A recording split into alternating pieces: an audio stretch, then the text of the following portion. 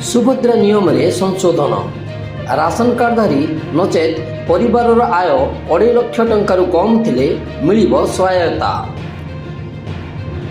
BJP सरकार महत्वाकांक्षी सुभद्रा योजनार संशोधित गाइडलाइन जारी होईछि। राशन कार्डधारी परिवार सदस्य किंबा परिवार आय 2.5 लाख टंकार कम थिबा जणे 21 रु 60 वर्ष बयस महिला सुभद्रा योजना पई आवेदन करि परिबे।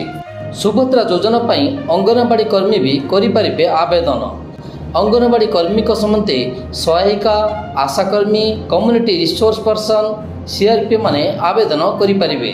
यह व्यतीत मास्टर बुक कीपर तथा एमबीके आउटसोर्सिंग एजेंसी द्वारा नियुक्त महिला माने भी आवेदन करि परिबे बोली स्पष्ट करिसेंती राज्य सरकार। समस्त मानदंड रे योग्य विवेचित हेले सुभद्रा योजनार फायदा पाई परिबे माने। सेहीपरि सुभद्रा योजना संपर्कित समस्त तथ्य पाइबा पई आवेदनकारिणी स्वतंत्र टोल फ्री नंबर रे कॉल करि परिबे। महिला एवं शिशु विकास पक्षरु जारी टोल फ्री नंबर हेउची 14678। ए टोल फ्री नंबर सकाळ 6 रु राति 10 पर्यंत कार्यक्षम हेबो।